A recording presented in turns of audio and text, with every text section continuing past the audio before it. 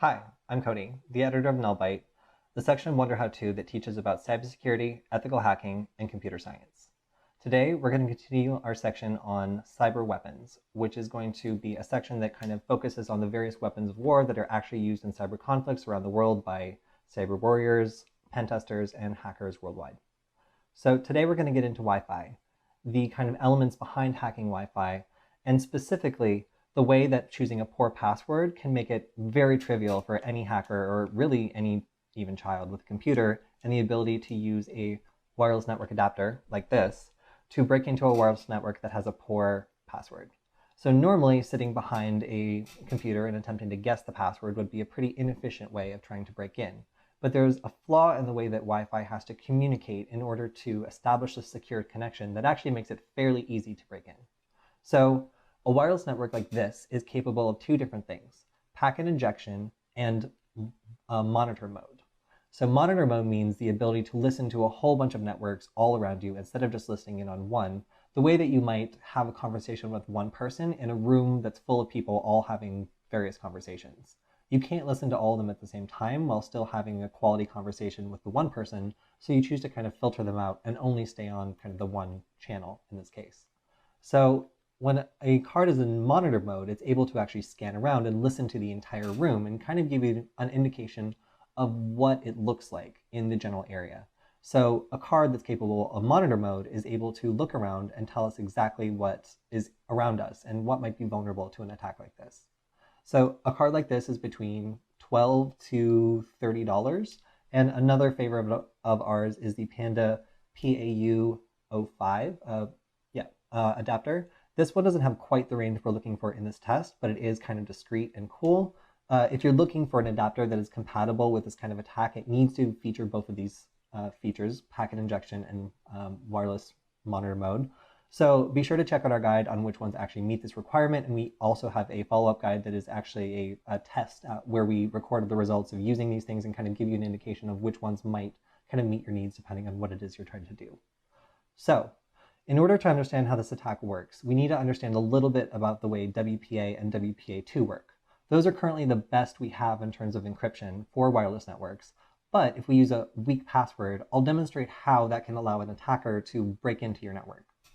So a wireless communication has two different components: the access point, which provides the wireless network like a router, and then the client, like a laptop, a cell phone, or another device that uses Wi-Fi to access the internet. Now, in order to begin connecting, these two have to exchange a hashed version of the shared key in order to authenticate and make sure that this computer, this host, is able to connect to this AP. Actually, we'll call this a client. So any client, be it a cell phone, laptop, Roku, a streaming device, a home media device, Internet of Things device, will connect to the access point. And anytime that it's disconnected, it'll have to share this key again. So that's a problem, because if we are waiting right here, if we are in range of this wireless network, we can simply, if we have one of these wireless network adapters that's capable of it, send a signal to the access point and to the client, where the access point thinks it's the client sending a message, and the client thinks it's the access point sending a message, and what we say is disconnect. So with that simple instruction, we break this connection. They have to reconnect in order to continue doing whatever it is the user is doing with the internet. And as a result, by sitting right here, we can listen in and capture the key. Now, once we have the handshake, is what it's called, we're able to, at that point, leave. We don't need to be here anymore. We don't need to be in range, because as soon as we guess the password against that key, then we know that we've gotten it. So the interesting thing is, using your computer's CPU and GPU, you are able to actually speed up the process of guessing so quickly that if you have a high quality list of passwords, usually stolen passwords like the RockU password list, which we'll get into later, lists like this allow a computer to guess so quickly that if a password is weak, or if a lot of people have used it, if it's like password or 1234567 or something else that's not a very good password, then you'll be able to crack it in a matter of minutes or possibly seconds. So again, this is up to the user. If the person here who set up the access point sets it for something that's very, very secure, then this kind of attack is just not going to work, because you would need a very complicated system in order to guess what this is, and a lot of processing power to churn through enough wrong guesses to eventually get to the right one. In this case, if we have a bad password, it's more efficient to run this kind of attack. So today I'll be demonstrating how you can do that in a matter of seconds, and the way that it's really, really important that you change the password, because it can just take anywhere between 7 and 20 seconds to break into a network with one that's not secured correctly. So let's dive into that now. In order to do this, we'll need a Linux distribution. So in this case, we're going to be using Parrot Security OS. Parrot Security OS is like Kali Linux in that it's an offensive Linux distribution designed for penetration testing. However, it feels more like a desktop environment than Kali Linux does. So in general, if you're looking to do something more than just attack networks, it'll allow you to maybe have a laptop or a dedicated device that's actually specifically for doing this, and maybe not have to jump back and forth as much as you would with something that's more specifically kind of for hacking. So you can get Parrot Security OS from their website, and you can also download a lighter version of it called Parrot Air. And Parrot Air is great because it's smaller, and it mostly includes the tools that are specific for wireless attacks. So for this tutorial in particular, you don't need to download the whole version. If you want to just mess around with wireless networks, in general, you can get away with downloading Parrot Air. So you're going to need a virtual machine in order to do this. I'm using VirtualBox, and VirtualBox is fine because it's free and anyone can get started on it very quickly. So in order to run this, you'll download the image of Parrot Security OS, and you'll boot it in VirtualBox to create this wonderful virtual system, and that will give you the ability to run the attack that we'll be studying today, which is the Airgeddon framework.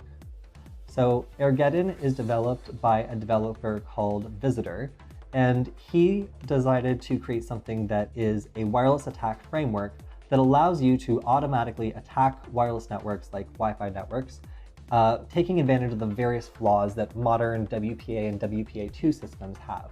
So that's a big deal because most people rely on WPA and WPA2 for security.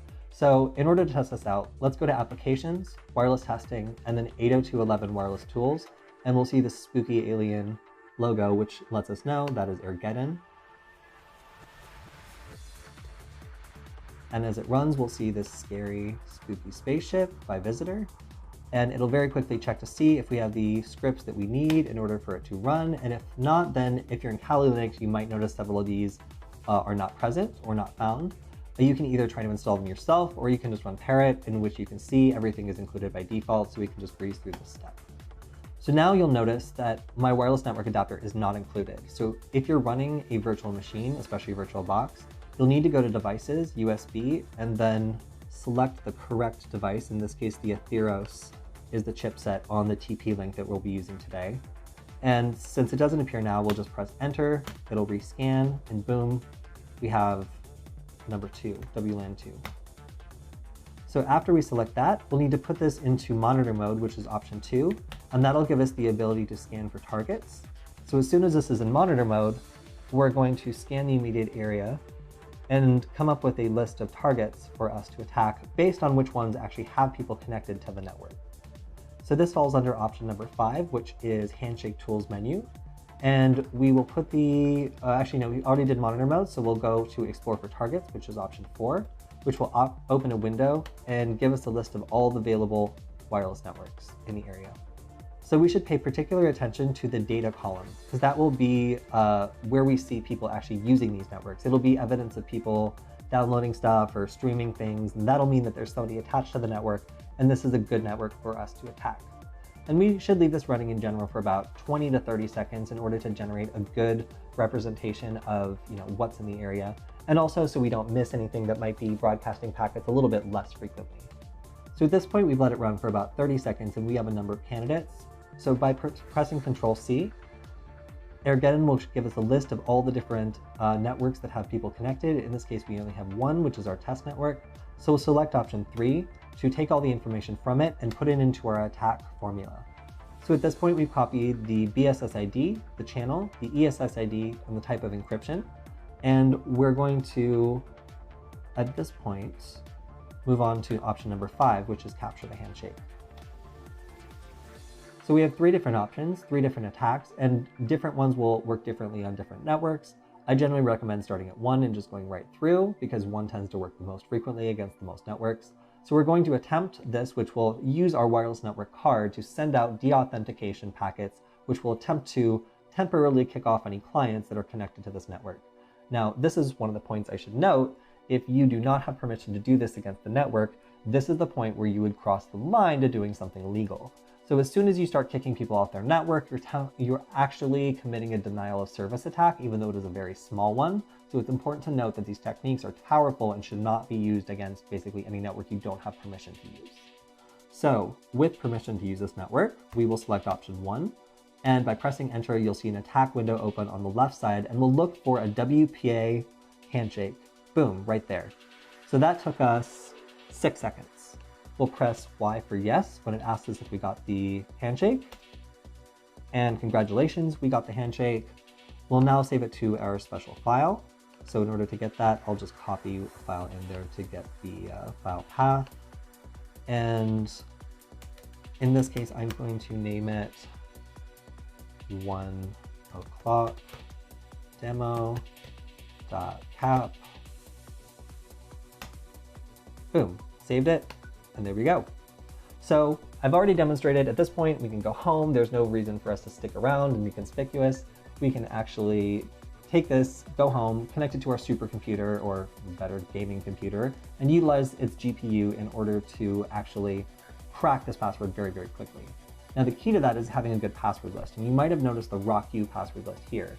But because it's so large, I'm going to use a condensed password list that only has a couple thousand in order to demonstrate how quickly you can churn through thousands of passwords in order to guess a relatively weak one. So now, let's change menus and go to number 7 to go to the main menu, and then select option 6 for the offline WPA/WPA2 decrypt menu. So once we're in this tool, we'll select option 1 to begin an AirCrackNG dictionary attack. We'll automatically have selected the captcha that we just had, but if we wanted to get a different one, we could just drag and drop it after pressing N in order to select the new one. So we're going to confirm the BSS ID, and then we're going to enter the path of a dictionary file. Now I'm going to use goodguess.txt, which is a password file that has a couple thousand passwords in it, but you can use one that you find. I particularly recommend the RockU one to begin with. So as soon as I press enter, it's going to launch a window that's going to begin to attempt to crack the password by trying a whole bunch of stuff against it. So what the hope is by running this very, very quickly, it'll only take us a couple seconds to understand whether this is a weak password or if it's really going to take a lot of work to make this happen. So let's go ahead and run this, and we'll see how quickly we can get to the network password. Here we go. That took 2 seconds. So we went through 1,320 keys in 2 seconds, and we were able to get this weak password. So the password sucks, but I've seen a lot worse passwords actually in the field. So this is an example of how setting a weak password can make it, 2 seconds here, 6 seconds there, in under 10 seconds. Somebody with a basic, this is a MacBook Air, and a wireless network adapter that costs $16, $12, can do this to your network if you don't have a secure password. So the takeaway from all of this is that WPA is exactly as good as your password is. We went and took basically a wireless network adapter like this one, a virtual machine, and we were able to crack a password in a very short amount of time. So Airgeddon is an amazing tool. It's a framework to audit a whole bunch of different vulnerabilities in WPA, WEP, and other types of wireless encryption schemes. But WPA is the best, and it's still vulnerable provided the people behind it make poor decisions when setting the password.